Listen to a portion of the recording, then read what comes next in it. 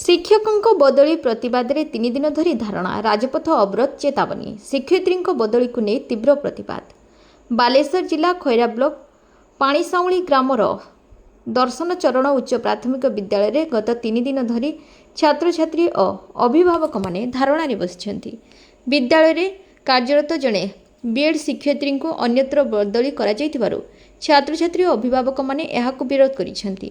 ବଦଳି ହୋଇଥିବା ଶିକ୍ଷୟିତ୍ରୀଙ୍କୁ ପୁନଃ ବିଦ୍ୟାଳୟରେ ନିଯୁକ୍ତି ଦେବା କିମ୍ବା ତାଙ୍କ ସ୍ଥାନରେ ଅନ୍ୟ ଜଣେ ବିଏଡ୍ ଶିକ୍ଷୟିତ୍ରୀଙ୍କୁ ନିଯୁକ୍ତି ଦେବାକୁ ସେମାନେ ଦାବି କରିଛନ୍ତି। 3 ଦିନ ଧରି ଧାରଣା ଚାଲିଥିଲେ ମଧ୍ୟ ଏପର୍ଯ୍ୟନ୍ତ ଦାବି ପୂରଣ ନେଇ କୌଣସି ସୁଫଳ ମିଳିନଥିବା ଅଭିଯୋଗ ହୋଇଛି। ତେବେ ଖଇରା ଏବିଓ ସ୍କୁଲରେ ପହଞ୍ଚି ଆଗାମୀ 10 ଦିନ ଭିତରେ ଶିକ୍ଷକ ନିଯୁକ୍ତି ନେଇ ପ୍ରତିଶ୍ରୁତି ଦେବା ପରେ ଧାରଣା ଉଠିଥିଲା। ଯଦି ଆଗାମୀ 10 ଦିନ ଭିତରେ ସମସ୍ୟାର ସମାଧାନ ନ ହୁଏ ତେବେ ରାଜପଥକୁ ଓହ୍ଲାଇ ରାସ୍ତା ଅବରୋଧ କରିବାକୁ ଛାତ୍ରଛାତ୍ରୀ ଓ ଅଭିଭାବକମାନେ ଚେତାବନୀ ଦେଇଛନ୍ତି। ଅନନ୍ତ ପ୍ରସାଦ ବାରିକ ଡିସି ସ୍କୁଲରେ ମୁଁ ପ୍ରେସିଡେଣ୍ଟ ରହିଛି, ଏସ୍ଏମ୍ସି ପ୍ରେସିଡେଣ୍ଟ ଅଛି। ତ ଆଜି ଆମେ ଧାରଣା 3 ଦିନ ଧରା ବସିଥିଲା। ଆମ ଯେଉଁ ଶିକ୍ଷୟିତ୍ରୀ ଟ୍ରାନ୍ସଫର କରାଯାଇଥିଲା ଶିକ୍ଷକ କି ଶିକ୍ଷୟିତ୍ରୀ ଆଣିବା ପାଇଁ ଆମେ ଆଜି ଧାରଣାରେ ବସିଥିଲୁ। 3 ଦିନ ହେବ, ଆଜକୁ ତା 3 ଦିନ ହେବ ଧାରଣାରେ ବସିଥିଲୁ। ଆଜି ଧାରଣାରେ ଆଜି ଏବିଓ ସିଆର୍ସି ସବୁ ଆସି ଆମକୁ ପ୍ରତିଶ୍ରୁତି ପ୍ରଦାନ କଲେ ଯେ ଆମେ 10 ଦିନ ଭିତରେ ନୂଆ ଶିକ୍ଷକ ନିଯୁକ୍ତି କରିବା ପାଇଁ ଆମକୁ ପ୍ରତିଶ୍ରୁତି ଦେଲେ।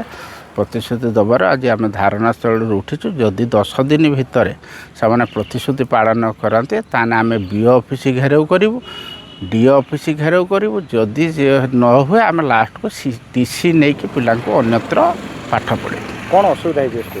ଅସୁବିଧା ଆପଣଙ୍କର ଆମର ଯେଉଁ ଟିଚର ଥିଲେ ଲତିକା ଖଟୁଆ ମ୍ୟାଡ଼ାମ୍, ସିଏ ଇଂଲିଶ ସବଜେକ୍ଟ ପାଠ ପଢ଼ାଉଥିଲେ। ପିଲାମାନେ ଇଂଲିଶରେ ପୁରା ଭଲସେ ଇଂଲିଶ ପଢ଼ାଉଥିଲେ, ପିଲାମାନେ ବୁଝିପାରୁଥିଲେ। ବର୍ତ୍ତମାନ ଯେଉଁ ଟିଚର ଆମର ଯେଉଁ 3 ଜଣ ଆଉ ରହିଲେ ତାଙ୍କ ଭିତରୁ ବିଏଡ୍ ଟିଚର କେହି ନାହାନ୍ତି। ସବୁ AICT ଆଉ ମେଟ୍ରିକ୍ ସିଟି ଅଛନ୍ତି, ଯାହାଫଳରେ ସେମାନେ ଇଂଲିଶ ପାଠ ପଢ଼ାଇ ପାରୁନାହାନ୍ତି। ଇଂଲିଶ ହିଁ ଏପର୍ଯ୍ୟନ୍ତ ଲତିକା ମ୍ୟାଡ଼ାମ୍ ଟ୍ରାନ୍ସଫର୍ ହୋଇଗଲା ଭିତରୁ ଇଂଲିଶର ଫର୍ଦ ନୋଟେ ହେଇନି। ଆଉ ପିଲାମାନଙ୍କ ଭବିଷ୍ୟତ ଅନ୍ଧାର ହେଇଯାଉଛି। ଆଉ ସେଥିପାଇଁ ଆମେ ବାଧ୍ୟ ହୋଇକି ବିଡ଼ିଓ ନା ବିଓ ଏବିଓ ସମସ୍ତଙ୍କୁ ଭେଟ କଲୁ, ଡିଓଙ୍କୁ ବି ଭେଟ କଲୁ ଯେ ଆମକୁ ଗୋଟେ ଶିକ୍ଷକ ଦିଆଯାଉ ଇଂଲିଶ ଟିଚିଂ କରିବା ପାଇଁ। ଗୋଟେ ଆମର ବହୁତ ଦୁର୍ବଳ ଅଛନ୍ତି, ଇଂଲିଶ ଟିଚର ପାଇଁ ଆମେ ବ୍ୟବସ୍ଥା କରିବା ପାଇଁ ଆମେ ତାଙ୍କୁ କହିଲା ପରେ କୌଣସି ପ୍ରକାର ଆମ କଥା ସେ ଶୁଣିଲେ ନାହିଁ। ତାପରେ ଆମେ ଧାରଣାର ବସିବା ପାଇଁ ତାଙ୍କୁ ବି ଆମେ ଆପ୍ଲିକେସନ୍ କଲୁ। 7 ଦିନ ପରେ ଆମେ ଯାଇକି 17 ତାରିଖ ପାଖରୁ ଆମେ ଆଜି ଧାରଣାରେ ବସିଥିଲୁ।